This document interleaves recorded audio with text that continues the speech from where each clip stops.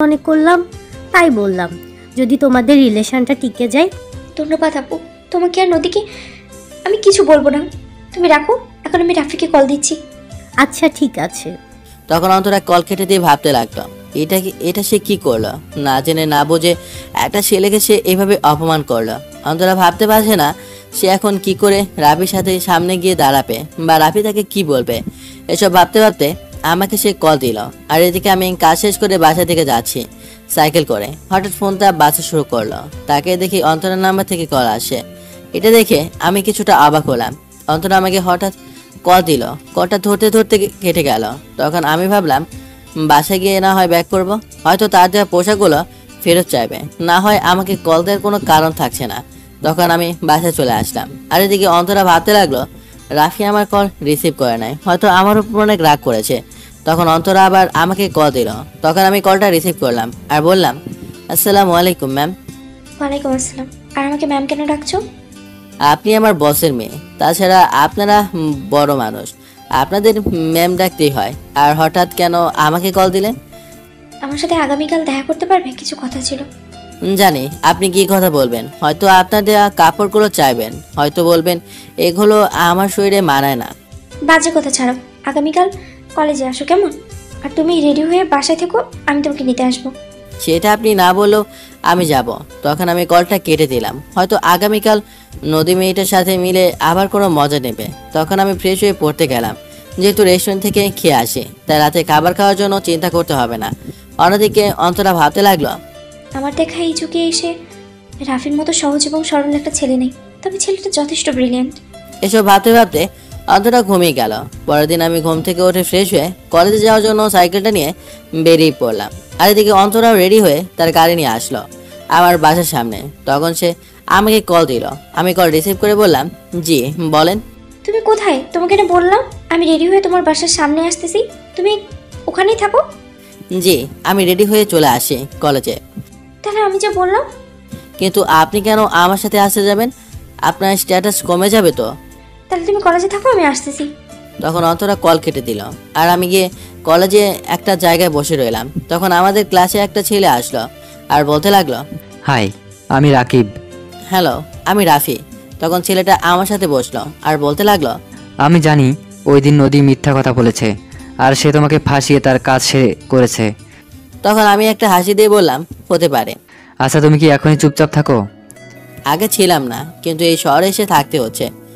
ও আচ্ছা, তাহলে চলো, আজ থেকে আমরা বন্ধু। আমার দিকে হাতটা বাড়িয়ে দিয়ে, না থাক, আসলে আমি আর শহরে কোনো মানুষের সাথে বন্ধুত্ব করতে চাই না। আমার বাসা শহরে হলেও কিন্তু আমার শৈশব গ্রামে কেটেছে। ক্লাস 5 পর্যন্ত গ্রামে থেকেছি, তাই আমিও কিন্তু গ্রামের ছেলে। তাহলে বন্ধুত্ব করতে আর সমস্যা নেই। তখন আমরা বসে বসে গল্প করতে লাগলাম। হঠাৎ পেছন থেকে কোনো একজন এসে বলতে লাগলো, এই তুমি কখন থেকে খুঁজতেছি, আর তুমি এখানে? কিন্তু হঠাৎ আমাকে কেন আপনি করছেন? চলো আমার সাথে। না, আমি এখানে আমার বন্ধুর সাথে কথা বলছি। আচ্ছা রাফি, তুমি একটু বসো কেমন, ওর সাথে আমার একটু কথা আছে, প্লিজ রাগ করো না। আচ্ছা ঠিক আছে, সমস্যা নেই। এই রাফি, যাও তুমি। তখন আমি আর কোনো উপায় না পেয়ে যেতে লাগলাম অন্তরের সাথে। তখন আমি বললাম, আমাকে কেন আপনি হঠাৎ পুষতে লাগলেন বলেন? ও হ্যাঁ, আপনার পোশাক তাই তো, বিকেলে দিয়ে দিব। অন্তরা কোনো কথা বলছে না। তখন সে আমাকে একটা গাছের নিচে এসে দাঁড়ালো আর বলতে লাগলো, জানো রাফি, আমি মানুষকে খুব অল্পতেই বিশ্বাস করে ফেলি, তাই তো সেদিন ও বিশ্বাস করেছিলাম নদীকে, কিন্তু সে যে নিজেকে জয় করার জন্য এত বড় একটা মিথ্যে কথা বলতে পারে সেটা আমি মানতে পারি নাই। সেই জন্য আমি তোমাকে ভুল বলেছিলাম, প্লিজ আমাকে ক্ষমা করে দাও। আরে ম্যাম, আপনি কেন আমাকে সরি বলছেন?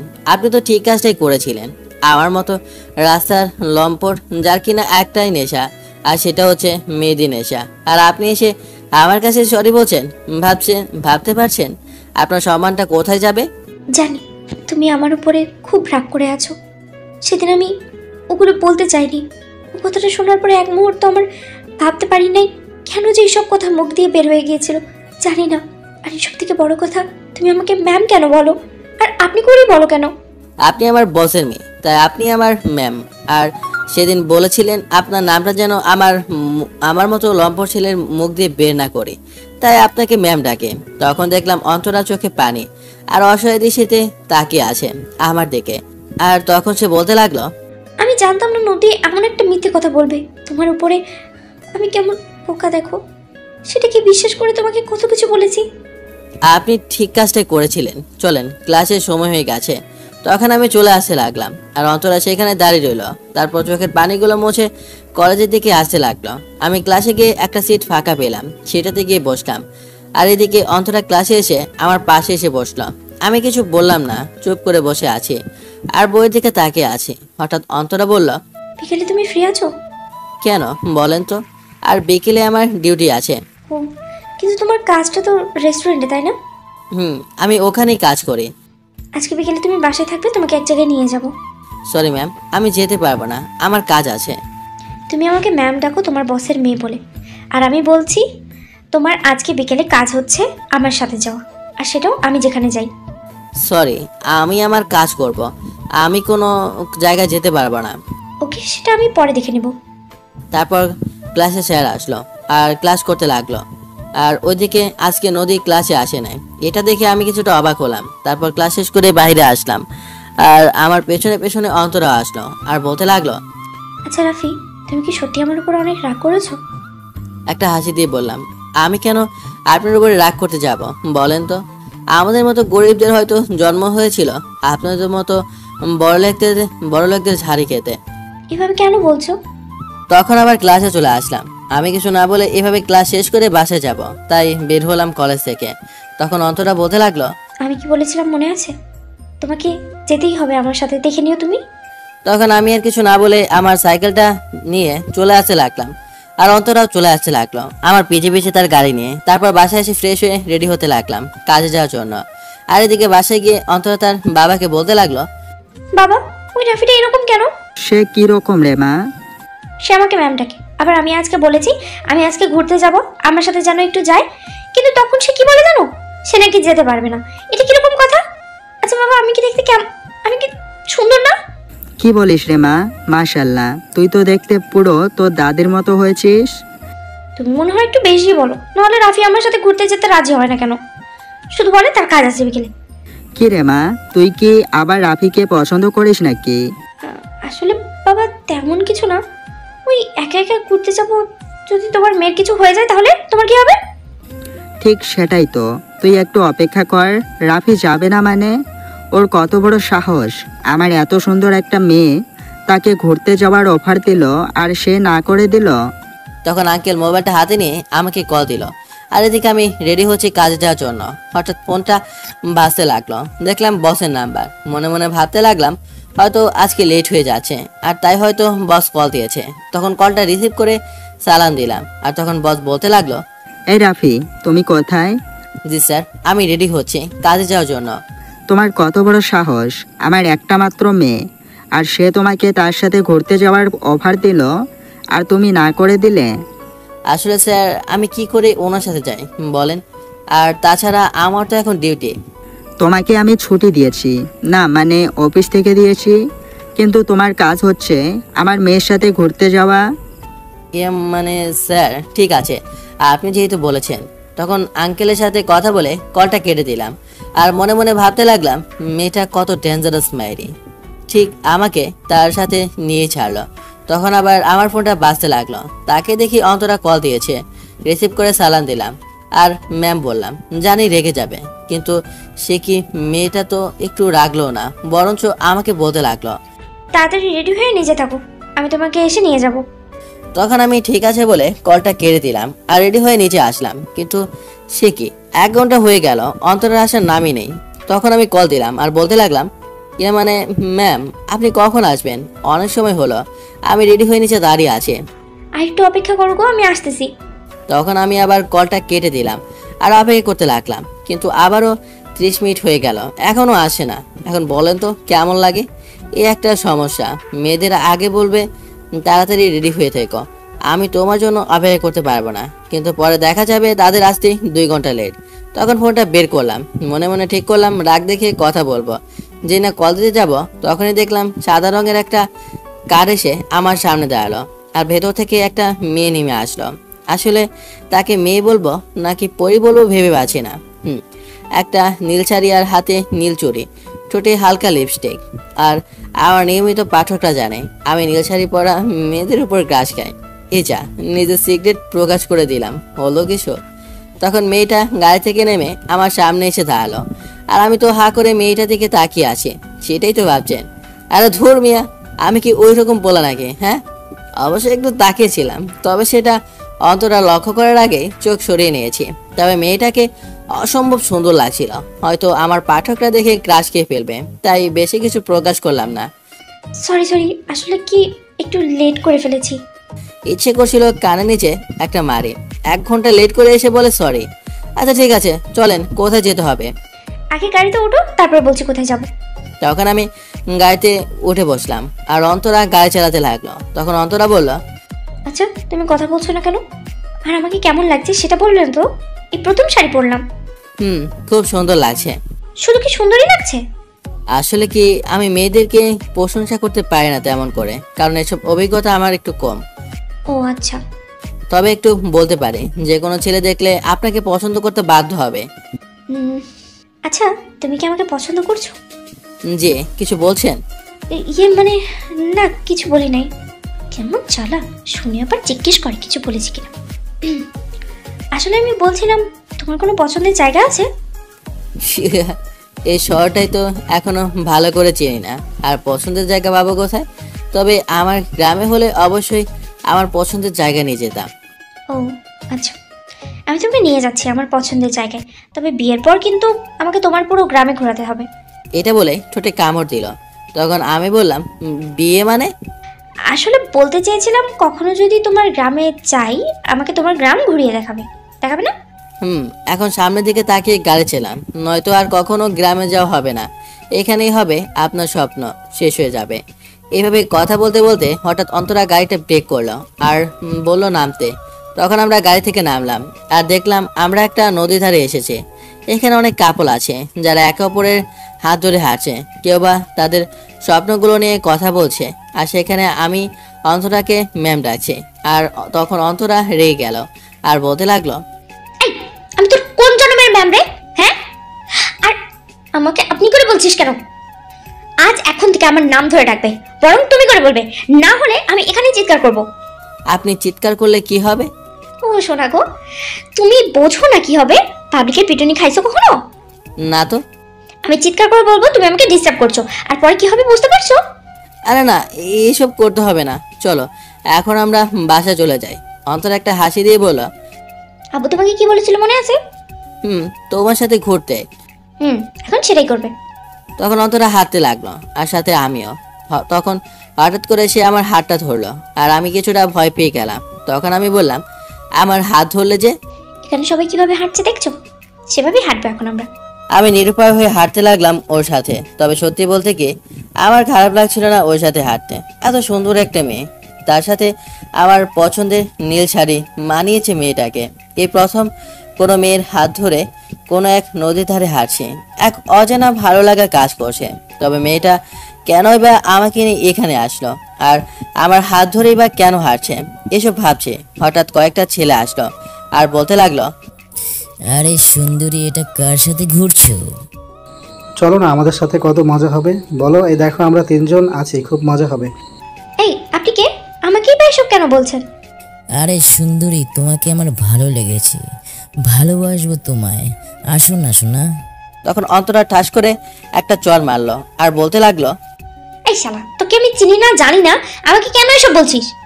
আমি পাশে দাঁড়িয়ে আছি, কি হচ্ছে সেটা বলতে লাগলাম। তখন ছেলেটা বলতে লাগলো, এই শালিকে নিয়ে আয় আমাদের সাথে, আজকে ওকে বুঝিয়ে দেবো আমি কি চিনি। তখন পেছনে 2টা ছেলে এগিয়ে আসলো আর তখন অন্তরা আমার দিকে তাকালো। বুঝতে পারছি না এখন আমি কি করব। এতটুকু বুঝলাম এরা এলাকার ছেলে। তখন তারা অন্তরাকে ধরলো আর বাজেভাবে টাচ করছে।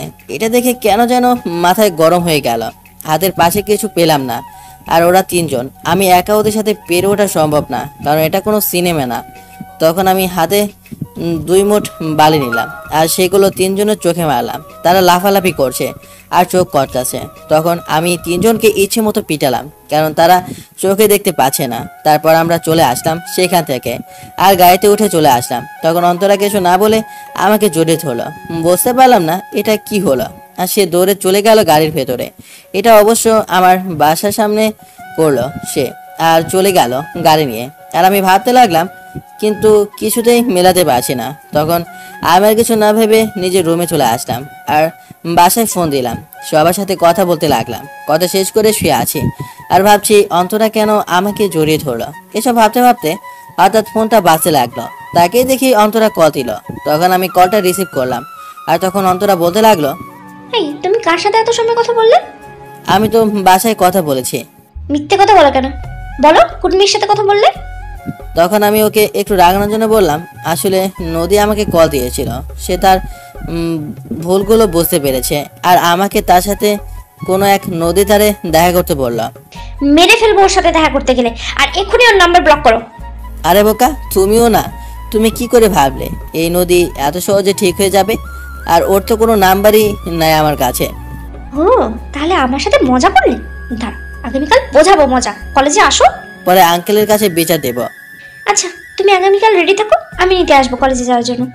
কেন, আমার কি গাড়ি নাই? তোমার না হয় গাড়ি 4 চাকা, আমার তো 2 চাকা হলেও আছে। আইসে 2 চাকার ড্রাইভার। তবে তখন কিন্তু ছেলেগুলোকে খুব ভালো করেই শায়েস্তা করলে। তোমার তো সাহস আসলো কোথা থেকে? পাশে এমন একটা সুন্দরী মেয়ে থাকলে সব ছেলেরই সাহস বেড়ে যায়। এভাবে আমরা অনেক সময় কথা বললাম, জানি না সময়টা কত সময় হলো। তারপর আমরা কলটা কেটে দিলাম আর ঘুমিয়ে পড়লাম। সকালে ঘুম থেকে উঠে ফ্রেশ হয়ে নাস্তা খেলাম আর রেডি হতে লাগলাম কলেজে যাওয়ার জন্য। রেডি হয়ে বসে আছি, হঠাৎ অন্তরা কল দিল আর বলল নিচে আসতে। তখন দেখি অন্তরা গাড়ি নিয়ে বসে আছে। তখন আমি গেলাম আর গাড়ি চালাতে লাগলো অন্তরা। এভাবে কলেজে পৌঁছে গেলাম। গাড়িতে থাকতে রাকিব কল দিয়েছিল আমি কলেজে আছি কিনা সেটা জানতে। তখন আমি বললাম আমি কলেজে আসছি। তারপর অন্তরা গাড়িটা পার করে আসলো। তারপর দুজনে হাঁটতেছি। হঠাৎ নদীর সামনে এসে দাঁড়ালো আর বলতে লাগলো, কি রে মিস্টার খ্যাত? ওহ সরি, আপনাকে তো আবার খ্যাত বলা যাবে না, কারণ আপনি তো আবার অন্তরার বিয়ে। তা আমার টাকাগুলো কবে দিবেন? সেটা তুই কাল পেয়ে যাবি, আমি তোর অ্যাকাউন্টে পাঠিয়ে দেবো। বাহ, বেশ ভালো। আচ্ছা অন্তরা, তুই যে এই ছেলেটার জন্য এত কিছু করছিস, জানিস এই গ্রামের ছেলেরা কেমন হয়? আমি তো ভাবছি কবে জানি এই ছেলেটা তোর টাকা পয়সা নিয়ে ভেগে যায়। সেটা তোকে ভাবতে হবে না, সেটা আমি দেখে নেব। কিন্তু তুই যে এতটা নিচু মনের মানুষ সেটা আমি আগে জানতাম না। তুই সেই দিন এইভাবে সবাইকে বোকা বানালি, তোর বাবাকেও তুই মিথ্যে বললি। বন্ধু তো আকাশের মতো হতে হয়, দেখলি কিভাবে প্ল্যান করে আমাকে বাবার কাছ থেকে বাঁচিয়ে নিয়ে আসলো আর রাফিকে ফাঁসিয়ে দিল। আচ্ছা আপনি কি এটা বোঝেন না যে আকাশ আপনার সম্মানটা নিয়ে খেলা করছে? আর আপনি বলছেন আমি অন্তরার বিয়ে। আসলে কি আমরা শুধু ফ্রেন্ড, আর আমরা গ্রামের মানুষ হয়তো গরিব, কিন্তু আপনাদের মতো নিচু মনের মানুষ না। তখন নদী টাস করে আমাকে একটা থাপ্পড় মারে আর বলে, আকাশকে নিয়ে বাজে কথা বলিস না। জানিস সেদিন যদি আকাশ এই প্ল্যানটা না করতো তাহলে বাবা আমার কি অবস্থা করতো? তাই বলে এরকম মিথ্যা আমাকে আগেই বলে দিতেন, আমি আপনার বাবাকে বলতাম না। রাফি চলো তো, ওর সাথে কথা বলার সময় নেই। বাহ অন্তরা বাহ, আজ এই ছেলেটাকে পেয়ে আমাকে অপমান করছিস। যেদিন তোকে সে ঠকিয়ে চলে যাবে সেদিন বুঝবি। সেগুলো নিয়ে তোকে ভাবতে হবে না, তুই তোর আকাশকে নিয়ে থাক।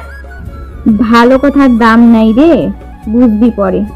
তখন নদী চলে গেল অন্যদিকে আর আমি আর অন্তরা চলে আসলাম ক্যান্টিনে, কারণ ওখানে সবাই বসে আছে। তখন সবার সাথে কথা বললাম। তখন রাকিবও আসলো। তারপর সবাই একসাথে ক্লাসে গেলাম।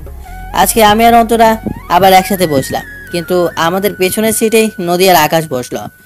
জানি না কেন তারা এখানে এসে বসলো, কোনো উদ্দেশ্য হয়তো আছে। ক্লাস শুরু হলো, ক্লাসে মনোযোগ দিলাম, কিন্তু তখনই নদী আর আকাশ কথা বলতে লাগলো ক্লাসে। আকাশ বলছে, দোস্ত আজকে রাতে যে পার্টি আছে সেটা কথা মনে আছে তো? মনে আছে। কে কে যাবে সেখানে? আমাদের বন্ধুরা, তুই সাথে আরো কিছু মেয়ে ফ্রেন্ড আছে। আমার বন্ধুদের সবাই একসাথে মজা করব। তখন নদী বলতে লাগলো, আচ্ছা ঠিক আছে, এজন্যই তো তুই আমার এত ভালো বন্ধু। দেখিস না সামনে একজন আছে, কি যেন নাম, ও হ্যাঁ, রাফি, সে তো শুধু টাকা নিতে জানে, কখনো হয়তো তার টাকা দিয়ে একটা চাও খাওয়ায় না। ফকিন্নি কথাকার। এগুলো বলে তারা হাসাহাসি করছে। আমি এখন বুঝতে পারলাম তারা কেন এখানে বসেছে। তখন অন্তরা বলল, রাফি, তুমি ওইদিকে কান দিও না, ক্লাসে মনোযোগ দাও। আচ্ছা ঠিক আছে। এভাবেই ক্লাস শেষ হয়ে গেল। তারপর আবার নতুন ক্লাস শুরু হলো। তখন আর তারা এখানে বসে নাই, চলে গেছে। এভাবে ক্লাস শেষ হয়ে গেল আর আমি আর অন্তরা বাসা থেকে যেতে লাগলাম। তখন অন্তরা বলল, আগামীকাল তো শুক্রবার, তাই আমরা আবার কোথাও ঘুরতে যাব, ঠিক আছে? আমি কিছু বললাম না। চলে আসলো আমার বাসার সামনে আর আমি নেমে গেলাম আর অন্তরা চলে গেল। আমি রুমে গিয়ে ফ্রেশ হলাম আর সাইকেলটা নিয়ে বেরিয়ে পড়লাম রেস্টুরেন্টের উদ্দেশ্যে। এভাবেই পৌঁছে গেলাম আর কাজে মনোযোগ দিলাম। হঠাৎ বস ডাক দিল। তখন আমি গেলাম আর সালাম দিলাম। বস আমাকে ডেকেছেন? বস সালামের উত্তর নিয়ে বস বলল, একটা কথা, তুমি কিন্তু আমাকে বস বলবে না, আঙ্কেল বলে ডাকবে, ঠিক আছে? ঠিক আছে আঙ্কেল। তা কেন ডেকেছেন? তা গতকাল কেমন ঘোরাঘুরি করলে? জি আঙ্কেল, ভালো। কোনো সমস্যা হলে আমাকে বলো, কেমন? আচ্ছা ঠিক আছে আঙ্কেল। তারপর আমি আবার কাজে মনোযোগ দিলাম। হঠাৎ একজনকে দেখে কিছুটা অবাক হয়ে গেলাম। হয়তো আপনারা অনেক কিছু বুঝতে পারছেন কি হতে পারে। আপনারা ঠিকই ধরেছেন, নদী আর আকাশ এসেছে রেস্টুরেন্টে। তখন আমি তাদের দেখেও না দেখার ভান করে কাজ করতে লাগলাম। আর এদিকে নদী আর আকাশ একটা টেবিলে বসলো। কথায় আছে না, যেখানে বাঘের ভয় সেখানে সন্ধ্যা হয়। আর সেই টেবিলের দায়িত্ব আমার উপর পড়লো। তাই গেলাম অর্ডার নিয়ে আসতে। ম্যাম, আপনাদের কি কি লাগবে বলেন? ও আবার তুই? যা, 2টা জুস দে। আচ্ছা ম্যাম। তারপর আমি চলে আসলাম। একটু পর তাদের দেওয়া অর্ডার করা খাবার নিয়ে গেলাম। দেখলাম আকাশ বসে বসে ফোন টিপছে। তখন আমি খাবার দিলাম আর চলে আসতে লাগলাম। হঠাৎ একটা জিনিস দেখে দাঁড়িয়ে পড়লাম। আকাশের ফোনে একটা মেসেজ এসে আর সেটা একটা রিপ্লাইও দিয়েছে আকাশ। মেসেজ ছিল এরকম, দোস্ত মালটাকে কখন নিয়ে আসবি? আরে আরেকটু অপেক্ষা কর, 3জন মিলে শালাকে। বুঝতেই পারছেন কি বলতে চাইছি। এটা দেখে আমি একদম বরফের মতো জমে গেলাম। একবার তাকালাম নদীর দিকে। তখন নদী বলল, এই তুই এখানে কেন দাঁড়িয়ে আছিস? যা এখান থেকে। তখন আমি সেখান থেকে চলে আসলাম আর ভাবতে লাগলাম আকাশ ছেলেটা এরকম কেন, নাকি নদীর চরিত্রটা এরকম। বুঝতে আমার সমস্যা হচ্ছে। এখন আমি কি করতে পারি? যদি আকাশ কোনো প্ল্যান করে মেয়েটার জীবন নষ্ট করতে চায়, তাহলে মেয়েটা তো আর বেঁচে থাকার ইচ্ছে হারিয়ে ফেলবে। কিন্তু আমি নদীকে কিভাবে সাহায্য করতে পারি? আমি তো এটাও জানি না তারা কোথায় যাচ্ছে। তখন আমি আবার আকাশ আর নদীর কাছে আসলাম আর গিয়ে জিজ্ঞেস করলাম, আকাশ স্যার কোথায় যাচ্ছেন নাকি? কেন, সেটা তোকে জানতে হবে নাকি? আরে বলে দাও না, আমরা পার্টিতে যাচ্ছি অমুক জায়গায়। আরে দূর, ওকে কেন বলতে হবে? তাতে কি, ও কি আমাদের সাথে যাবে নাকি? তার পোশাকটাই তো দেখে ঢুকতে দিবে না। আচ্ছা ঠিক আছে ম্যাম, আপনারা তাহলে যান। তখন আমি সেখান থেকে চলে আসলাম আর বাইরে আসলাম। কি করা যায়, ওরা তো সেখানে 3জন, আমি তো একা পারবো না কোনো মতে ওদের সাথে। তখন আমার মনে পড়লো রাকিবের কথা। সে তো এলাকা ছেলে, তাকে কল দিয়ে যদি সাহায্য পাই। তখন রাকিবকে কল দিলাম। বন্ধু, কিভাবে মনে হলো আমার কথা? বন্ধু, বেশি কথা বলার সময় নাই, আমাকে একটা সাহায্য করতে পারবে? বলো বন্ধু বলে কথা। কয়েকটা ছেলে নিয়ে আমার দেওয়া লোকেশনে আসতে পারবে? নাহলে একটা মেয়ের জীবন নষ্ট হয়ে যাবে। কোন মেয়ের? কিছুই বুঝতে পারছি না। আমি মনে মনে বললাম, যদি নদীর কথা বলি তাহলে রাকিব নিশ্চিত আসবে না, কারণ মেয়েটা সবার সাথে যা খারাপ আচরণ করেছে। মেয়েটাকে সেটা থেকে বড় বিষয় হচ্ছে মেয়েটাকে বাঁচানো। আচ্ছা ঠিক আছে, তুমি মেসেজ করে লোকেশনটা পাঠিয়ে দাও, আমি পৌঁছে যাচ্ছি। ধন্যবাদ দোস্ত। তখন কলটা কেটে দিলাম আর ঠিকানা মেসেজ করে পাঠিয়ে দিলাম। আর এদিকে আমি রেস্টুরেন্টের ভিতরে গিয়ে দেখি রনি আর আকাশকে খুঁজে পাচ্ছি না। একজনকে জিজ্ঞেস করলাম, তারা বললো ওরা নাকি চলে গেছে। এটা শুনে আমি বুঝতে পারছি না কি করব। আর এদিকে নদী আর আকাশ পৌঁছে গেল তাদের গন্তব্যস্থানে। ওখানে পৌঁছে নদী বলতে লাগলো, কি রে আকাশ, এখানে আর মানুষ কোথায়? আরে ভিতরে আসো, তোমার জন্য সারপ্রাইজ আছে। তখন নদী ভয়ে ভয়ে তার সাথে যেতে লাগলো একটা ভরসা নিয়ে, আর সেটা হচ্ছে আকাশ। তখন নদী ভেতরে গেল আর তারা দুজনে ভেতরে গেল। গিয়ে দেখলো সেখানে মাত্র 2জন ছেলে। আকাশ, এখানে তো মাত্র 2জন ছেলে, আর মানুষ কোথায়? ওদের মধ্যে হতে একজন বলে উঠল, কেন বেবি, আমাদের 3জন দিয়ে কি তোমার মন ভরে না? এই কি বলিস আকাশ?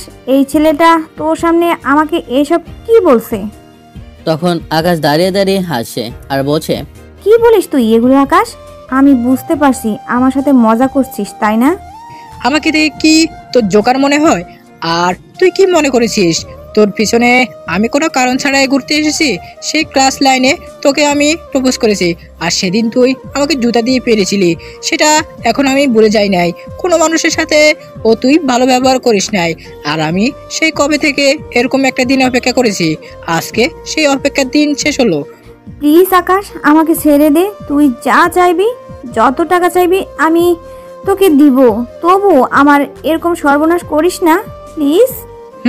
ছেড়ে তো তোকে দিবই, তবে সেটা আমাদের তিনজনকে খুশি করার পর। এখন কিন্তু আমি চিৎকার করব। আকাশ হাসতে হাসতে, যত খুশি চিৎকার করতে পারিস, এখানে কেউ তোকে বাঁচাতে আসবে না। এখানে আমরা 4 জন ছাড়া এই এলাকায় আর একটা মানুষও নেই। এটা শুনে নদী দৌড় দিতে যাবে, তখনই আকাশ তার জামা ধরে টান দিল আর জামাটা ছিঁড়ে গেল। কামিজের পেটের অংশ ছিঁড়ে গেছে। নদী বুঝতে পারছে না সে এখন কি করবে। তার এখন খুব করে মনে পড়ছে রাফির বলা কথাগুলো। একদিন আপনি এমন একটা বিপদে পড়বেন, হয়তো আপনাকে সাহায্য করার মতো কেউ থাকবে না। সেদিন হয়তো খুব করে কান্না করবেন আর আল্লাহর কাছে সাহায্য চাইবেন। তখন নদীকে তারা 3 জন ধরে ফেলে আর জোর করে তাকে খাটে নিয়ে যায়। আর এদিকে নদী শুধু আল্লাহকে ডাকতে থাকে, হয়তো তার আজকের পর আর এই দুনিয়ায় দেখা হবে না। তখন আকাশ বলল, এই তোরা 2 জন বাইরে যা, আমার পরে তোরা আসবি। তখন আকাশ নদীকে নিয়ে জোরাজোরি করতে লাগলো। আর এদিকে আমি ওই ঠিকানা খুঁজতে খুঁজতে হাজির হয়ে গেলাম। গিয়ে দেখি অন্ধকার একটা বাসা, কারো কণ্ঠের আওয়াজ শোনা যাচ্ছে। আমার আর বুঝতে বাকি রইল না এটা কার বয়স। তখন আমি আবার রাকিবকে কল দিলাম তারা কোথায় আছে সেটা জানতে। তখন রাফি বলল সেও নাকি পৌঁছে যাবে 2 মিনিটের ভেতর। তখন আমি আর কথা না বলে দৌড়ে ভেতরে চলে গেলাম আর গিয়ে দেখি 2 জন একপাশে বসে আছে। তখন আমি দৌড়ে ওই রুমে গেলাম, দরজাটা বাইরে থেকে লক করা। তারপর লক খুলে ভেতরে গেলাম আর দেখতে পেলাম আকাশ নদীর পায়ে অনেক জায়গায় আক্রমণ করেছে, মানে কাপড় ছিঁড়ে ফেলেছে। এটা দেখে আমি বলতে লাগলাম, বাহ আকাশ বাহ, তুই আবার নিজেকে পুরুষ বলে দাবি করিস। একটা মেয়েকে জোর করে তার ইচ্ছের বিরুদ্ধে তাকে নিয়ে মজা করছিস, আবার নিজেকে পুরুষ বলছিস। আমার এই কথাগুলো শুনে আকাশ আমার দিকে ফিরে তাকালো আর বলতে লাগলো, কিরে তুই এখানে কি করে আসলি? এই তোরা কোথায়? এসালে এখানে কি করে আসলো? আর এসেই যখন এসে গেছিস তাহলে আর বাসায় ফিরে যেতে পারবি না। কে বাসায় যাবে আর কে যাবে না সেটা একটু পরে দেখা যাবে। তখন নদী দৌড়ে আমার কাছে আসলো আর বলতে লাগলো, প্লিজ রাফি, আমাকে তুমি এখান থেকে নিয়ে যাও। তখন আমি চোখ বন্ধ করে ফেললাম, কারণ তার শরীরে নানা জায়গায় কাপড়গুলো ছেঁড়া। তখন আমি আমার শার্টটা খুললাম আর তাকে দিলাম আর বলতে লাগলাম, এই শার্টটা পরে নেন। তখন নদী শার্টটা পরে নিল আর তখন আকাশ বলতে লাগলো, রাফি মরার জন্য তৈরি হ। এই তোরা কোথায়? বেটাকে এখানে মেরে ফেল। তখন রাকিব আর তার বন্ধুরা ওই দুইটাকে ধরে রুমের ভেতর নিয়ে আসলো।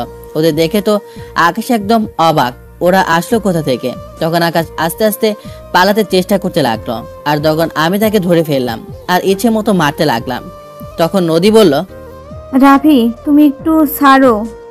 তখন নদী তার সামনে গেল আর বলতে লাগলো, তোকে আমি আমার বন্ধু ভাবতাম, কিন্তু তোর মনের ভিতরটা যে এত নোংরা সেটা আমি জানতাম না। তুই তো কোনো মানুষ না, না হলে কখনো এরকম একটা কাজ করতে পারতি না। তারপর নদী তার পায়ের থেকে জুতা হাতে নিল আর ঠাস ঠাস করে আকাশের গালে 2টা মারলো আর বলতে লাগলো, তুই কখনো আর আমার সামনে আসবি না। তখন নদী আমার দিকে আসলো। জুতা হাতে দেখে আমি কিছুটা ভয় পেয়ে গেলাম, যদি আবার আমাকে মারে তখন সে এমন একটা কাজ করবে আমি ভাবতেও পাই নাই। আপনারা হয়তো ভাবছেন সে আমাকে জড়িয়ে ধরো নাকি। তাই হয়েছে, নদী আমাকে জড়িয়ে ধরলো সবার সামনে আর বলতে লাগলো, আজ তুমি যদি না থাকতে তাহলে হয়তো এতক্ষণে ওই শয়তানগুলো আমাকে ছিঁড়ে ছিঁড়ে খেত। তখন আমি তাকে আমার কাছ থেকে ছাড়িয়ে বললাম, চলেন এখন। আর রাকিবকে বললাম ওদের যেন হাসপাতালে ভর্তি করে দিয়ে আসে। তখন আমি আর নদী বাসার দিকে যাচ্ছি হাঁটতে হাঁটতে। আমার গায়ে জামা নেই, মানে প্যান্ট আছে। আপনারা আবার নেগেটিভ কিছু ভাববেন না, খুব শীত করছে, খালি গায়ে হাঁটছে। রাতে কেউ কোনো কথা বলছি না, নদী শুধু কাছে। তখন আমি বললাম, চলেন আগে থানায় যাই, ওদের নামে কমপ্লেন করে আসি। আচ্ছা চলো। আচ্ছা একটা কথা বলবে? জি বলেন। তুমি কি করে জানলে বা বুঝতে পারলে এই শয়তানটা আমাকে এরকম একটা বাজে কাজ করার জন্য নিয়ে যাচ্ছে? আমি একটা হাসি দিয়ে বললাম, আপনারা যখন রেস্টুরেন্টে খেতে গেলেন তখন আমি আকাশের ফোনে মেসেজ দেখেছি। আমাকে কেন বাঁচাতে গেলে?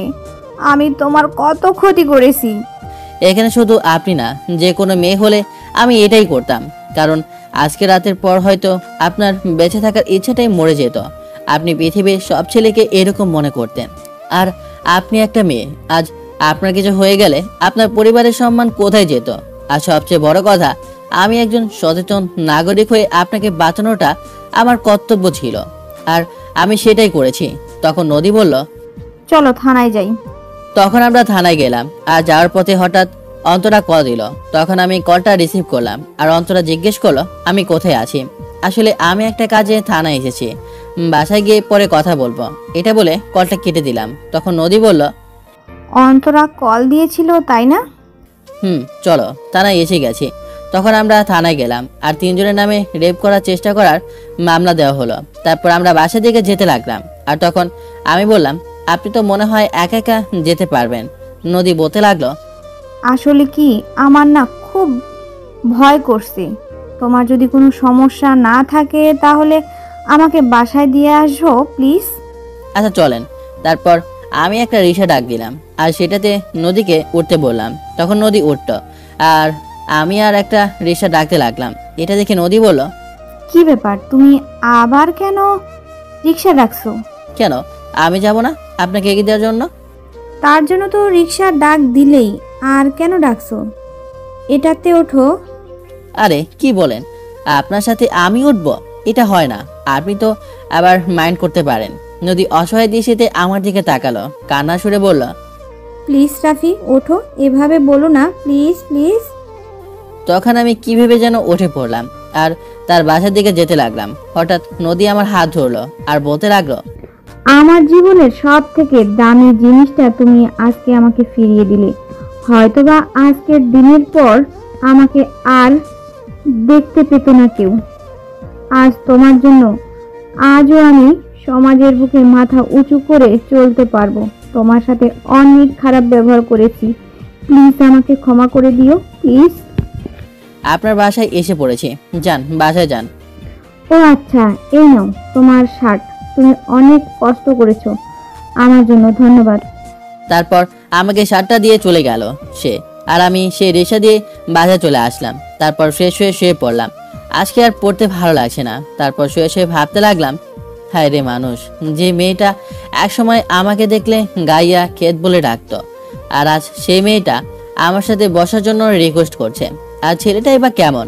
মেয়েটা তাকে এতটা বিশ্বাস করত, আর তাকে কিনা সে ধর্ষণ করার চেষ্টা করেছিল। কিরকম মন মানসিকতা থাকলে মানুষ এরকম করতে পারে, এসব ভাবছি। তখন আবার অন্তরা কল দিল। কলটা রিসিভ করে বললাম, তখন না বলে কল কেটে দিলে কেন? থানায় কেন গিয়েছিলে? এসব প্রশ্নের উত্তর আগামীকাল কলেজে গেলে পাবে। আচ্ছা, কিন্তু তোমাকে কেমন যেন রহস্যকর মনে হচ্ছে। সে আরে বোকামে, এসব কিছু না, কলেজে আসলে সব বুঝতে পারবে। ঠিক আছে, তা খেয়েছো? আসলে খাওয়া দাওয়া হয়নি, আর ভালো লাগছে না খেতে। তুমি খেয়েছো? তা ভালো লাগবে কেন? অসুস্থ হতে ইচ্ছে করে। জানো না, একজন এই পাগলটার জন্য খুব চিন্তা করে। কে সে? কেন জানো না মনে হয়? না তো, এরকমটা তো জানি না। থাক, জানতে হবে না। এটা বলে কলটা কেটে দিল। আমি জানি মেয়েটা আমাকে পছন্দ করে, তবে লাভ কি? আমি তো তার যোগ্য না।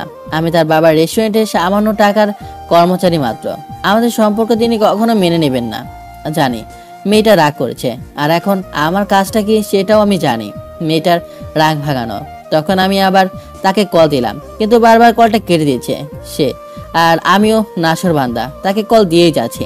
হঠাৎ সে কলটা রিসিভ করে আর বলে, এই তোর সমস্যা কি? বারবার কেন কল দিচ্ছিস? সমস্যাটা তো আমারই, তাই না? আর অন্য কারো কলের আশা ছিল নাকি? তুই আমার কে যে তোর জন্য অপেক্ষা করব? তুমি আমার বয়স দিন, তাই তো অপেক্ষা করবে। আর গতকাল কলেজে যাব, আমাকে নিয়ে যেও। আমার সাইকেলটা তোমার বাবার রেস্টুরেন্টে রয়ে গেছে। পারবো না আসতে। এটা বলে আবার কল কেটে দিল। ভীষণ ক্ষেপে আছে, জানে মেয়েটা ঠিক আমার বাসার সামনে চলে আসবে সকালে। আমি সকালে ঘুম থেকে উঠে ফ্রেশ হয়ে নাস্তা খেলাম, আর পরে রেডি হতে লাগলাম কলেজে যাওয়ার জন্য। রেডি হয়ে নিচে এসে দাঁড়িয়ে আসি, কিন্তু অন্তরা এখনো আসে না। সত্যি কি মেয়েটা আসবে না, নাকি রাগ করে চলে গেছে কলেজে? এসব ভাবছি আর দাঁড়িয়ে আছি। হঠাৎ দেখলাম একটা কার দেখা যায়। দেখে কেমন যেন পরিচিত মনে হচ্ছে কারটা। তখন কারটা এসে দাঁড়ালো আমার সামনে, আর ভেতর থেকে যে নেমে আসলো তাকে দেখে তো আমি রীতিমতো অবাক। আপনারা ঠিকই ধরেছেন, নদী আসলো গাড়ি নিয়ে। তখন আমি বলতে লাগলাম, আরে ম্যাম, আপনি এখানে ব্যাপার কি? কাউকে খুঁজছেন নাকি? তা তোমাকেই খুঁজছিলাম। কলেজে যাবে না? যাব, কিন্তু আমি তো অন্তরের সাথে যাব, কারণ সে আসবে বলেছে। ও হয়তো সে নাও আসতে পারে। আমার সাথে চলো, আমিও কলেজে যাচ্ছি। সমস্যা নেই, আপনি যান, আমি অন্তরের সাথে আসি। আর সে না আসলে আমি রিক্সা দিয়ে আসতে পারবো। কেন? আমার সাথে গেলে তোমার সমস্যা? সমস্যাটা আমার না, ওটা আপনার। কারণ আমি তো গাইয়া ছেলে, খ্যাত মার্কা ছেলে। আপনার এত দামি গাইতে আমি কেন যাব বলেন? জানি অপমান করবে, কারণ আমি তো তোমাকে কম করি নাই। আজ সেগুলো বুঝতে পারছি। কাউকে ছোট করে দেখার পরিণাম কতটা খারাপ হতে পারে। আরে আপনাকে আমি অপমান করতে যাব কেন? আমি তো বলছি আপনি যেতে পারেন, আমি অন্য গাড়ি দিয়ে আসবো। আচ্ছা ঠিক আছে, আমি যাচ্ছি, তুমি আসো। তখন নদী চলে গেল, আর আমি মনে মনে হাঁপ ছেড়ে বাঁচলাম। আর ভাবতে লাগলাম 5 মিনিটের ভিতরে অন্তরা না আসলে রিক্সা করে চলে যাব। হঠাৎ দেখি অন্তরা এসে হাজির, আর বলতে লাগলো, এই ওঠেন গাড়িতে। এমন ভাবে বলছো যেন মনে হচ্ছে আমার গাড়ির ড্রাইভার তুমি। তাড়াতাড়ি ওঠো বলছি। তখন আমি আর লেট করলাম না, জানি মেয়েটা কেমন রাগে। তখন অন্তরা গাড়ি চালাতে লাগলো, কিন্তু একটা কথাও বলছে না। এটা দেখে তো আমি অবাক যে মেয়েটা সারাদিন বকবক করে আসছে চুপ। তখন আমি বললাম, আরে এভাবে রাগ করে থাকলে চলে? তাহলে আমি কি করব? তোমার সাথে প্রেমের গল্প করবো নাকি? তাই করো, এভাবে চুপ থাকলে তোমাকে মানায় না। গতকাল এমন করেছো কেন সেটা বলো। এরকম করলে আমার কষ্ট হয়। সরি, আসলে আমি মজা করেছিলাম তোমার সাথে, এখন তো একটু হাসো। হয়েছে? আচ্ছা, তা গতকাল থানায় কেন গিয়েছিলে বললে না তো? বলবো, আগে কলেজে যাই তারপর বলবো। এভাবে কথা বলতে বলতে আমরা কলেজে চলে আসলাম। তারপর আমি আর অন্তরা রাকিবদের কাছে যাচ্ছি। পেছন থেকে নদী ডাকতে লাগলো, রাফি, এই রাফি, শুনো আমার কথা প্লিজ। তখন অন্তরা বলতে লাগলো, আবার শুরু করেছে এই মেয়েটা, মনে হয় ও সারা জীবন এরকমই করবে। তখন নদী দৌড়ে আসলো আমার কাছে আর বলতে লাগলো, কত সময় ধরে তোমাকে ডাকছি আর তুমি শুনছই না? এই, তোকে না আমি বলেছি টাকাটা আমি দেবো, তাহলে কেন আবার রাফিকে ডাকছিস?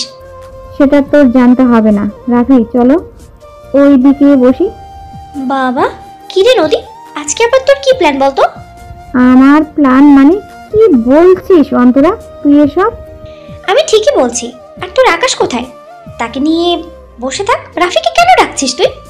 ওই শয়তানটার নাম মুখে আনবি না, ওর নাম আমি শুনতেই চাই না। কেন রে, কি হয়েছে? ভালোবাসা শেষ হয়ে গেছে নাকি?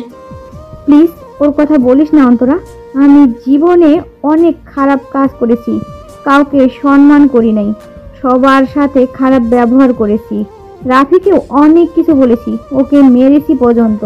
সব সময় মনে করতাম আকাশ মনে হয় আমার সব থেকে ভালো বন্ধু। গরিব মানুষ হয়তো খারাপ হয়, এমনটা ধারণা ছিল আমার। কিন্তু আজ এই গরিব মানুষটার জন্যই হয়তো আমি এখানে দাঁড়িয়ে আছি, থাকতে পারছি। নদী, তুই সব কি বলছিস? কিছুই বুঝতে পারছি না। আকাশ কি করেছে আবার? আসলে আমি জানতাম না, ওই ছেলেটা মনে মনে শুধু আমার দেহ ভোগ করার লোভে ছিল। তাই তো গতকাল আমাকে ওর বন্ধুদের পার্টির কথা বলে সেখানে নিয়ে যায়, আর আমাকে জোর করে ধর্ষণ করতে চায়। আর তখন রাফি আমাকে সেখান থেকে বাঁচিয়ে নিয়ে আসে আমাকে। তাহলে রাফি তুমি জানলে কি করেছে আকাশ নদীর সাথে এরকম একটা কাজ করবে? তারপর তাকে সবটা বললাম, আর এটাও বললাম তোমার প্রশ্নের উত্তরটা পেয়েছো নাকি, কেন কেন থানায় গিয়েছিলাম। পেয়েছি। আর আমার কাছে ওই আকাশকে সবসময়ই কেমন যেন মনে হতো। তবে যাই হোক, চলো। তখন আমি আর অন্তরা চলে আসতে লাগলাম। তখন নদী বলতে লাগলো, রাফি তোমাকে বাবা তার রুমে ডেকেছিল ওনার সাথে দেখা করার জন্য। ঠিক আছে, আমি পরে দেখা করে নেব। তারপর আমি আর অন্তরা চলে আসতে লাগলাম। তখন পেছনে তাকিয়ে দেখলাম নদী সেখানে দাঁড়িয়ে আছে। তখন আমরা সবাই একসাথে গল্প করছি। তখন অন্তরা বলল, রাফি তুমি একটু এদিকে আসো তো, তোমার সাথে কথা আছে। তখন আমি তার কাছে আসলাম আর বলতে লাগলো, চলো না রাফি, আমরা আজকে কোথাও ঘুরতে যাই। কিন্তু সেটা সম্ভব না, কারণ আমি ডিউটিতে যাব। ভুলে যেও না, আমি তোমার বসের মেয়ে। তোমাকে আজকে ছুটি দিলাম, তবে আজকে আমাকে নিয়ে ঘুরতে যেতে হবে। আচ্ছা ঠিক আছে, আমার বসের মেয়ে। আচ্ছা তুমি পড়লে খুশি হও বলো তো, মানে কোন কালারের শাড়িটা? সেই আমি, নীল শাড়িটা আমার পছন্দ। আচ্ছা তুমি বসো, আমি স্যারের সাথে দেখা করে আসি কেন ডেকেছে আমাকে। আচ্ছা ঠিক আছে যাও, আর আমি ক্লাসে চলে যাই। তখন আমি যেতে লাগলাম স্যারের রুমে, আর এদিকে অন্তরা ক্লাসে যাচ্ছে আর ভাবছে, এই নদীর ভাবসাব আমার মোটেও ভালো মনে হচ্ছে না। রাফিকে যত তাড়াতাড়ি সম্ভব আমার মনের কথাটা বলে দেওয়া উচিত। আর এদিকে আমি স্যারের রুমের সামনে গিয়ে স্যারকে সালাম দিলাম আর অনুমতি নিয়ে ভেতরে আসলাম। তখন স্যার বলতে লাগলো, ভালো রাফি, আমার মা মরা মেয়ে নদী, দুইটা বোন, তারা কখনো কোনো ইচ্ছা তার অপূর্ণ রাখি নাই। তার কোনো ভুল করলেও তেমন শাসন করা হয় নাই, তাই তো আস্তে আস্তে মেয়েটা কেমন যেন হয়ে গিয়েছিল। কখনো কারো সাথে ভালো ব্যবহার করে নাই সে। আমি বারবার বারণ করেছিলাম ওই আকাশ ছেলেটার সাথে না মিশতে, কিন্তু আমার কথা শুনে নাই। আমার পারমিশন ছাড়া রাতে ওই আকাশের সাথে বের হয়ে যায়, আর পরের টুকু তুমি জানো। তখন স্যার এসে আমার হাত ধরলো আর বলতে লাগলো, তোমাকে যে কি বলে ধন্যবাদ দিব বুঝতে পারছি না। তুমি শুধু আমার মেয়েটাকে ফিরিয়ে দাও নাই, আমার সম্মানটুকু আবার ফিরিয়ে দিলে। সেদিন ওর মিথ্যা কথার জন্য তোমাকে শাস্তি পেতে হয়েছে, সেটার জন্য আমি লজ্জিত। বলো তোমার কি চাই, সেটাই আমি দেওয়ার চেষ্টা করব। স্যার আমি আপনার ছেলের মতো, আমার হাত ধরবেন না, ওইটা আমার কর্তব্য ছিল, সেটা আমি করেছি। আর যদি সেখানে আপনার মেয়ে না হয়ে এই কলেজের কাজের বুয়া মেয়ে ওঠা হতো, তাহলে আমি একই কাজ করতাম। আপনার কাছে আমার কোনো চাওয়া নেই, তবে আমার একটা কথা বলার আছে, আর সেটা হচ্ছে প্লিজ আপনার মেয়ে নদীকে বোঝান, যাতে সে কখনো কাউকে কোনোদিন অপমান না করে। আমরা গ্রামের ছেলে হতে পারি, তাদের মতো স্মার্ট না হতে পারি, কিন্তু আমরাও একটা মানুষ, আমাদেরও সম্মানবোধ আছে, আমাদেরও বেঁচে থাকার ইচ্ছে থাকে, তাও সম্মানের সহিত। অপমান করলে আমাদেরও কষ্ট হয় স্যার, এইটুকু বোঝাবেন স্যার, তাহলে আমি সার্থক। বাবা, তাকে বোঝাবো, আর এখন থেকে হয়তো তোমার কথা সে শুনবে। তুমি একটু ওকে বোঝাবে বাবা। একটা কথা, এই কথাটা যেন আর কেউ না জানে, তাহলে বুঝতেই পারছো আমার কি হবে। তোমার কাছে আমি হাত জোড় করছি। আরে স্যার এইসব বলবেন না, আর কেউ জানবে না, কথা দিলাম। তারপর আমি স্যারের রুম থেকে ক্লাসে চলে আসলাম আর দেখলাম দুইটা সিটে দুজন বসেছে, মানে হলো অন্তরা এক একটা সিটে, আবার নদী এক একটা সিটে। এখন দুজনেই আমার দিকে ফ্যাল করে তাকিয়ে আছে। এখন কথা হচ্ছে আমি কার সাথে বসবো। তখন আমি কিছু না ভেবে অন্তর সাথে বসে পড়লাম। দেখলাম নদী মাথা নিচু করে ফেললো। বুঝতে পারলাম মেয়েটা কষ্ট পেয়েছে, কিন্তু তাতে আমি কি করব? যে মেয়েটা আমাকে সবসময় সাপোর্ট দিয়েছিল, আমার পাশে থেকেছে, তাকে কি করে কষ্ট দেই? তখন অন্তরা বলতে লাগলো, জানো রাফি, আমার কেন যেন মনে হচ্ছে নদী ভালো হয়ে গেছে, কারোর সাথে এখন খারাপ ব্যবহার করে না, এমনকি কথাও বেশি বলে না। হতে পারে, তা আজকে পড়া পারো নাকি? ইস, শিখি নাই তো, তুমি পারো?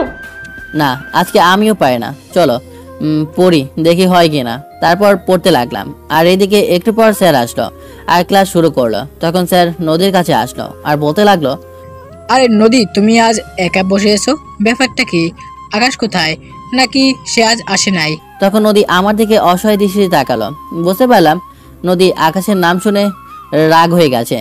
তখন নদী দাঁড়ালো আর বলতে লাগলো, আমি একা বসলে আপনার কোনো সমস্যা স্যার? না, আমার সমস্যা হবে কেন? আসলে তোমার সাথে সবসময় তো আকাশ বসতো, তা জিজ্ঞেস করলাম। স্যার সব সময় বসতো, কিন্তু সারা জীবন সে বসবে সেটা কি আমি কোনোদিন বলেছি? আজ থেকে আমি একা বসবো। আচ্ছা ঠিক আছে। তারপর স্যার বলতে লাগলো, জানি নদী এখন আকাশের নামটা শুনতেই পায় না, এটা স্বাভাবিক, কারণ যে ছেলেটা তার এত বড় ক্ষতি করার চেষ্টা করেছিল তার নামটা শুনতেই চাইবে না, এটাই স্বাভাবিক। এভাবে ক্লাস শেষ করে বাসা যাওয়ার জন্য বের হলাম। হঠাৎ পেছন থেকে নদী ডাকতে লাগলো। আমি আর অন্তরা দুজনেই দাঁড়ালাম। বলেন। রাফি, তুমি কি আজকে বিকেলে ফ্রি আছো? কিন্তু কেন? আসলে এক জায়গায় ঘুরতে যেতাম, আসলে ঘুরতে গেলে হয়তো মনটা ভালো লাগবে। তখন আমি অন্তরের দিকে তাকালাম আর সাথে সাথে সে তার মুখটা ঘুরে নিল। বুঝলাম সে রাগ করে আছে। তখন আমি বলতে লাগলাম, আসলে হয়েছে কি, আমি আর অন্তর আজকে ঘুরতে যাওয়ার প্ল্যান করেছি। ওহ, তাহলে আর কি, তোমরা যাও, আমি না হয় অন্যদিন যাব। এটা বলে নদী চলে গেল। আর এদিকে আমরা বাসা চলে আসলাম আর বিকেলে রেডি হয়ে বসে আছি। তখন অন্তর আসলো, তবে আজকে গাড়ি নিয়ে আসে নাই, রিক্সা করে এসেছে। তখন আমি রিক্সাতেই উঠলাম। তখন অন্তরা বলতে লাগলো, কি মিস্টার, কেমন লাগছে আজকে আমাকে? এতক্ষণ অন্তরের দিকে ভালো করে তাকাই নাই। নীল শাড়িটাতে আবারও বেশ মানিয়েছে মেয়েটাকে। খোলা চুলগুলো বাতাসের সাথে উড়ছে, আর সাথে নীল শাড়ি। হাতেও নীল চুড়ি। লেখক তো ক্রাশ খাবে। তখন আমি বললাম, মাশাআল্লাহ, খুব সুন্দর লাগছে। ধুর, তুমি একটু রোমান্টিক না। মুখটা ফুলি অন্যদিকে তাকিয়ে আছে। বুঝলাম না এখানে রাগ করার কি আছে। কে জানে এই মেয়েকে যে বিয়ে করবে তার কপালে কি আছে। আরে মিস সুন্দরী, আপনাকে আজকে নীল শাড়িতে অসাধারণ লাগছে, আর সাথে নীল চুড়ি, কিন্তু কিছু একটা কম মনে হচ্ছে। কি কম মনে হচ্ছে? কপালে কালো টিপটা হলে আরো সুন্দর লাগতো। আর পরে কোনো দিন আমার সাথে আসলে অবশ্যই কালো টিপ দিয়ে আসবে, কেমন? আচ্ছা ঠিক আছে, এখন চলো, আমরা এসে গেছি। তখন আমি রিক্সা থেকে নামলাম আর রিক্সায় ভাড়া দিয়ে আবার হাঁটতে লাগলাম। একটা পার্কে এসেছি, দেখতেও বেশ সুন্দর লাগছে, আর সাথে এরকম একটা সুন্দরী মেয়ের সাথে হাঁটতে তো অবশ্যই ভালো লাগবে। হঠাৎ একটা বাচ্চা মেয়ে হাতে কতগুলো গোলাপ ফুল নিয়ে আসলো আর বলতে লাগলো, ভাইয়া এই ফুলগুলো নেন না, আপুকে দিলে অনেক খুশি হবে। জানেন তো ভাইয়া, আজকে একটাও ফুল বিক্রি করতে পারি নাই। এখন ভালোবাসা ফুলের মধ্যে সীমাবদ্ধ থাকে না রে বোন, কিন্তু আমি ফুলগুলো দিয়ে কি করব? তখন অন্তরা বলতে লাগলো, আচ্ছা আপু, তোমার এই সবগুলো ফুলের দাম কত? আপু আপনি 300 টাকা দিলেই হবে। তখন অন্তরা 500 টাকা দিল। তখন মেয়েটা বলল, আপু আমার কাছে তো ভাঙতি নাই, আপনি খুচরো দেন। থাক, ভাঙতে দিতে হবে না, তুমি রেখে দাও বাকিটা। ধন্যবাদ আপু, আর তোমাদের কিন্তু বেশ মানিয়েছে। এটা বলে মেয়েটা চলে গেল।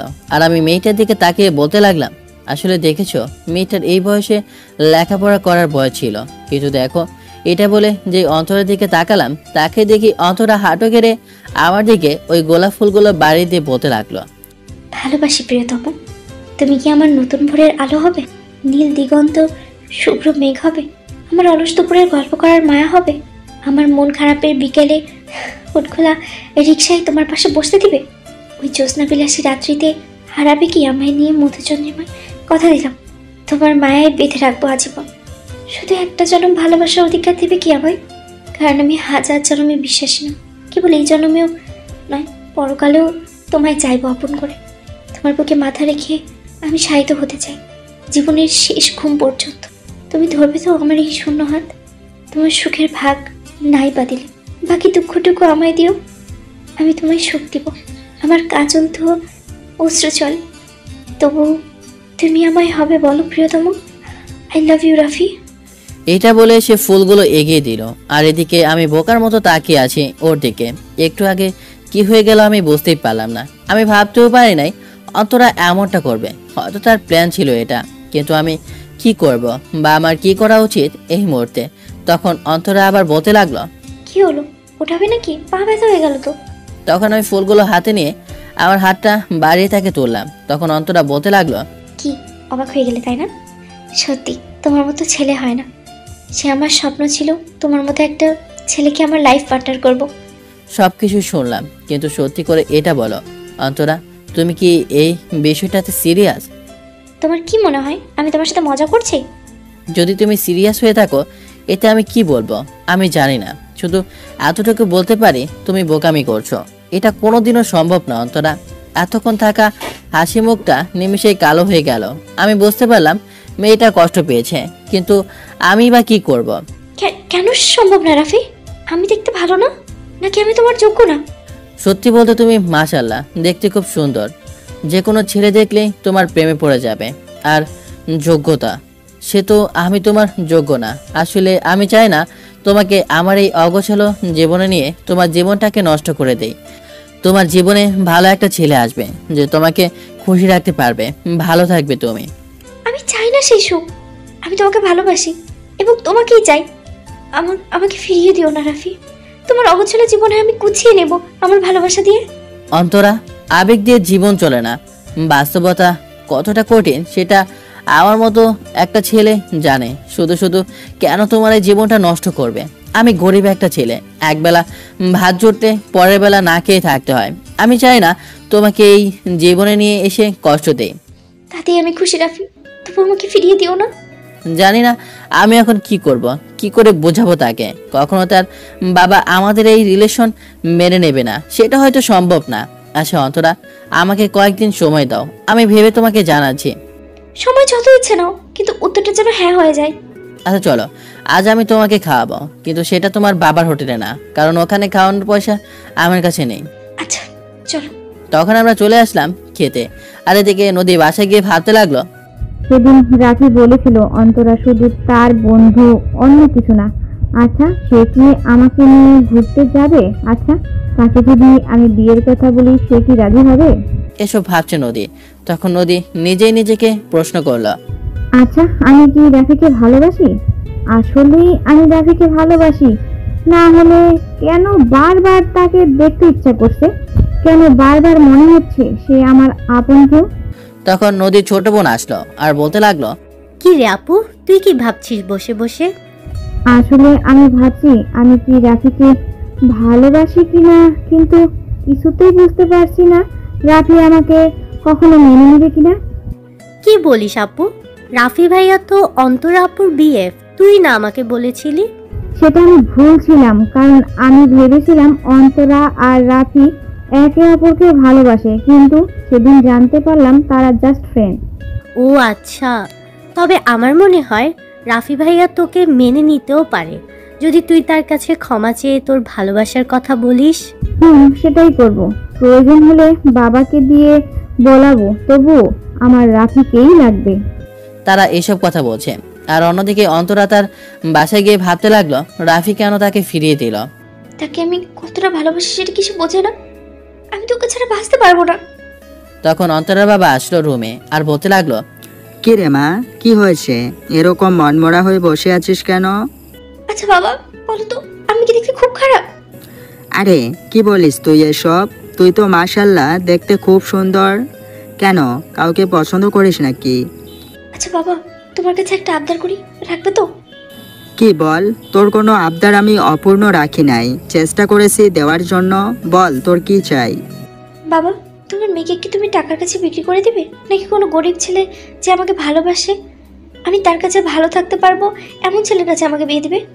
হঠাৎ কেন এরকম কথা বলছিস মা? আর তুই তো জানিস তোর বাবাটা কেমন।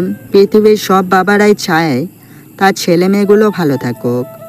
তবুও বলো, বিয়ে দিবে এরকম ছেলের সাথে যার একটা থাকার ঘর নেই, একটা চাকরি নেই?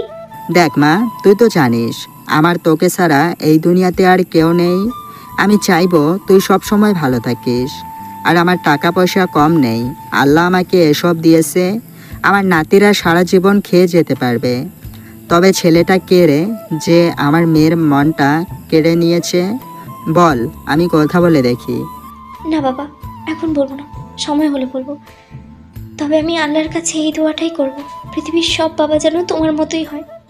হয়েছে হয়েছে, তবে আমার আগেই কথা, ছেলেকে কিন্তু তার পরিবার নিয়ে আমার এই বাসায় থাকতে হবে বলে দিলাম।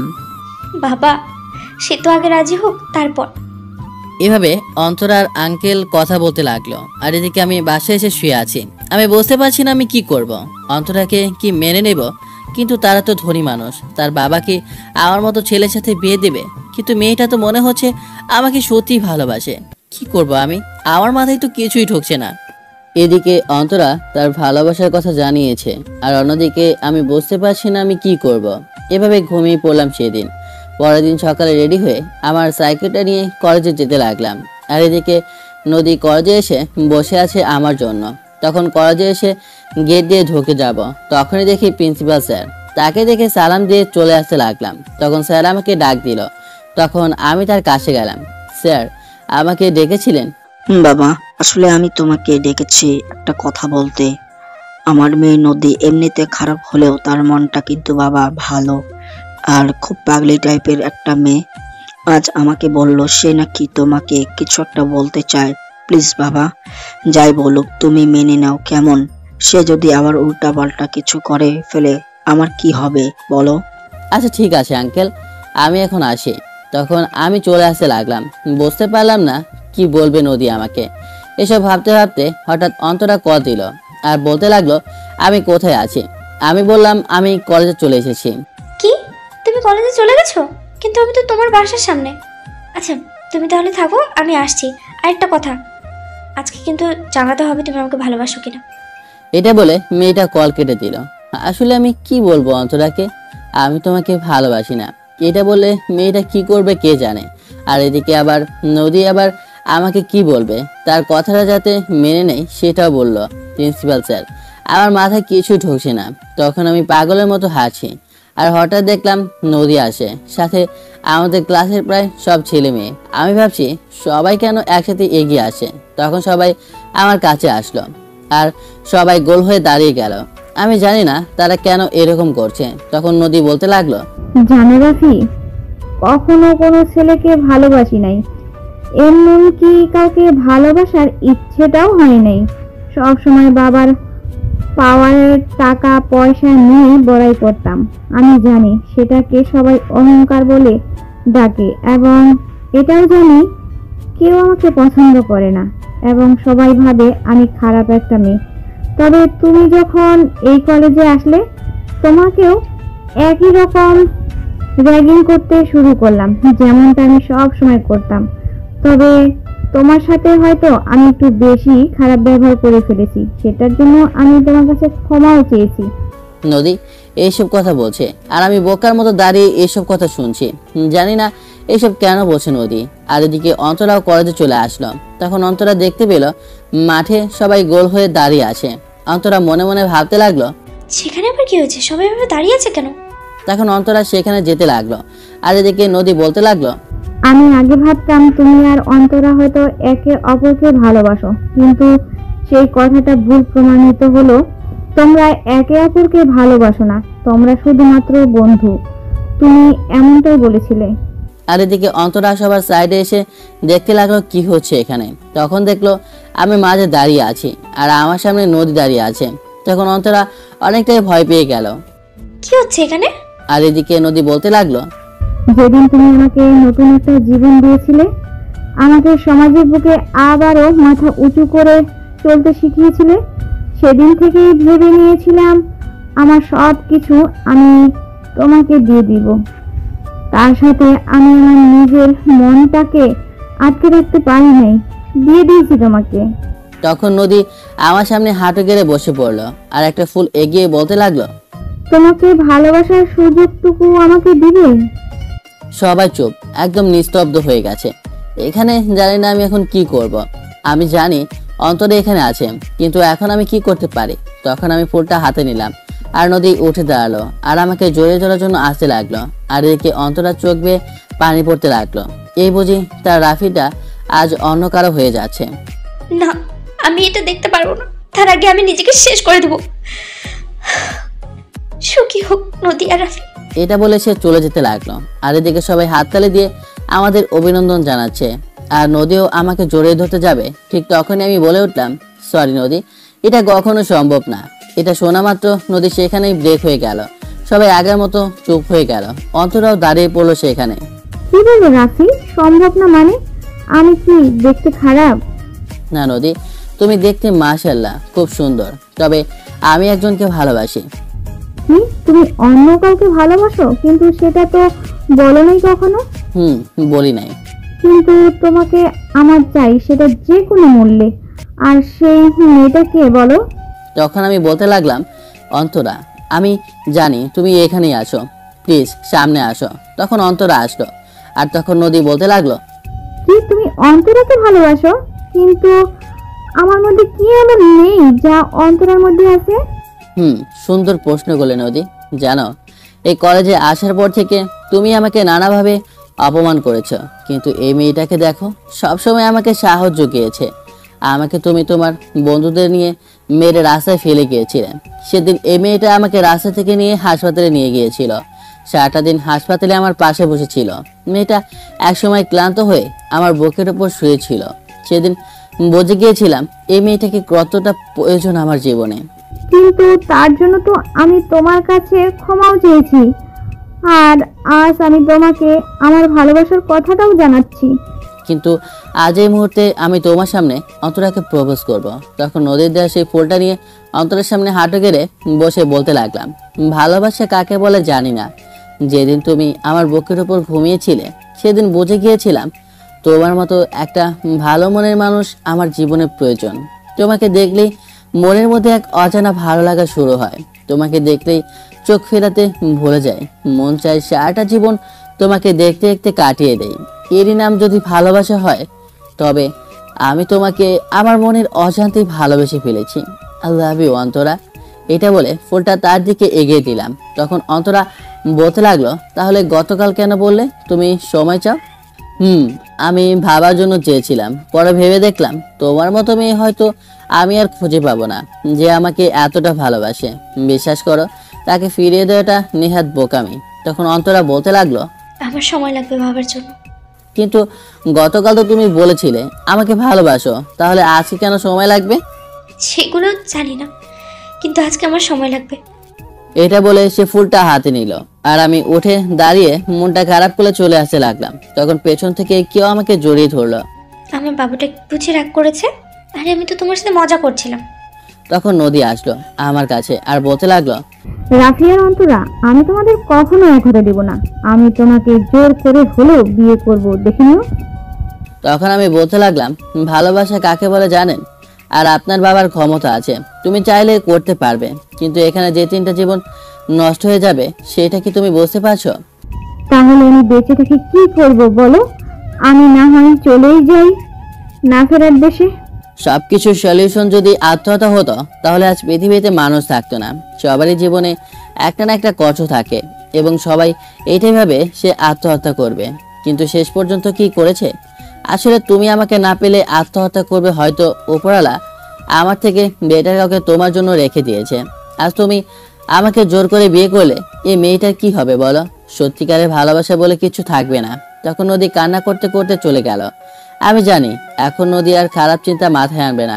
তখন সবাই আমাদের অভিনন্দন জানাতে লাগলো, আর তখন আমি অন্তরাকে বললাম নদীর ছোট বোনকে কল দিয়ে বলতে যেন নদীর খেয়াল রাখে। তারপর আমরা বাসায় চলে আসি, কিন্তু সেটা সোজা অন্তরার বাসায় তার বাবার সাথে দেখা করতে। আমি তো ভয় একদম শেষ, যদি বস মেনে না নেয় আর আমার উপর রাগ করে। এসব ভাবতে ভাবতে রুমের ভেতরে গেলাম, আর গিয়ে দেখি বস বসে আছে। তখন বস আমাকে দেখে বলল, আরে রাফি, তুমি এখানে? বাবা, রাফি। তোমাকে আমি বলেছিলাম না আমি একটা ছেলেকে পছন্দ করি, আর সেই ছেলেটা হচ্ছে রাফি। কি বলিস মা, তুই রাফিকে পছন্দ করিস? কিন্তু বাবা, তুমি বলেছিলে তুমি মেনে নেবে, কিন্তু এখন আবার কিন্তু কেন? আরে আমার পুরো কথাটা তো শেষ করতে দিবি। আমি বলতে চাইছি রাফি ছেলেটা খারাপ না, ভালো একটা ছেলে। তা রাফি, তোমার পরিবারে কে কে আছে শুনি? বস, বাবা মা, এই আর কি। বাহ, এখনো আমি তোমার বস? Sorry boss. ও আঙ্কেল। দেখো বাবা, আমি আগেই বলছি বিয়ের পর কিন্তু আমার মেয়েকে নিয়ে আমার বাসায় থাকতে হবে তোমাকে। কিন্তু আঙ্কেল, এটা কি করে সম্ভব? আমার বাবা মা কি সেটা মেনে নেবে? আমি তো আমার বাবা মায়ের একমাত্র সন্তান, তাদেরও তো একটা শখ থাকতে পারে। আবার হলো আর এক ঝামেলা। আচ্ছা, সেটা পরে দেখা যাবে, এখন তোমার বাবা মাকে আসতে বলো।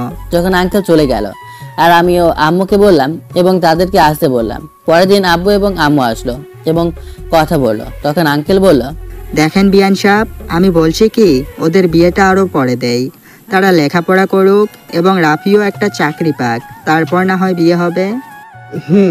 আমরাও সেটা বলতাম। আসলে আমার ইচ্ছে ছিল আমার ছেলে লেখাপড়া করে ভালো মানুষ হবে এবং একটা চাকরি পাবে, আর পরে বিয়ে। তাহলে ওই কথা রইল। তারপর আমরা আবার লেখাপড়া করতে শুরু করি, সাথে নদীও। আমাদের দুজনের ভালোবাসার কোনো কমতি ছিল না। দুষ্টুমি, খুনসুটি, মান অভিমান সবকিছু নিয়ে চলছিল আমাদের দিনগুলো। কোনো মেয়ের দিকে তাকাতেই পারতাম না, সেটা হোক আমাদের ক্লাসে। তাকালেই অন্তরা রেগে আকন। আর অন্যদিকে নদীও এখন আগের মতো অহংকারী না। আমার সাথে ওর বন্ধুত্বের ভালো একটা সম্পর্ক।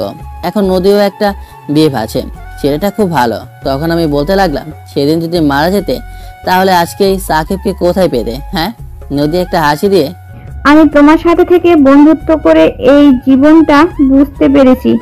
জীবনে অহংকার করে কিছুই করা যায় না।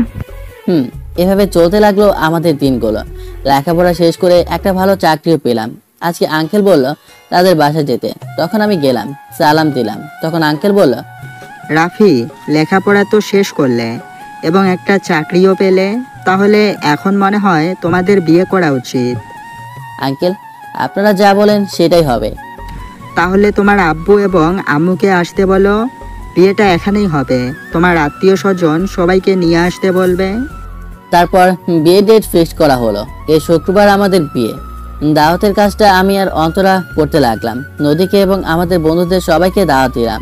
আর একটা খুশির খবর আছে, সেটা হলো আমাদের বিয়ের পরের সপ্তাহে নদী আর সাকিবের বিয়ে। আমরা আজ কেনাকাটা করতে গেলাম মার্কেটে, তখন একটা মেয়ে এসে বলতে লাগলো, আরে রাফি ভাইয়া, আপনি গল্প লেখেন তাই না? একটু একটু লেখি আর কি। আসলে আপনার গল্পগুলো খুব সুন্দর হয়, সব গল্পগুলোই পড়ি আমি। আপনার একটা সেলফি নেওয়া যাবে? অবশ্যই, কেন নয়। তখন মেয়েটা চলে গেল।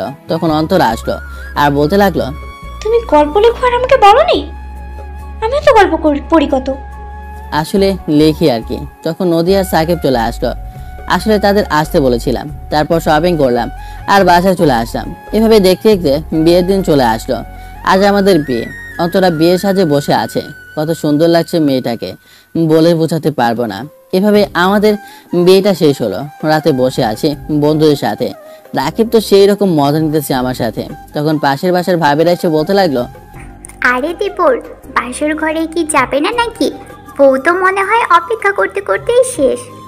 ও আজকে তো আমার বাসর ঘর, কিন্তু কেমন যেন ভয় করতেছে।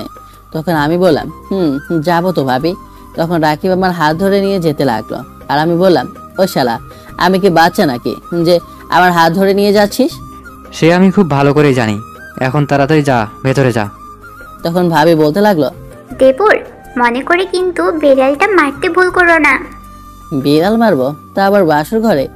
এটারও তো জানার আগে সারা রাকিব আমাকে ধাক্কা দিয়ে দরজা বন্ধ করে দিল।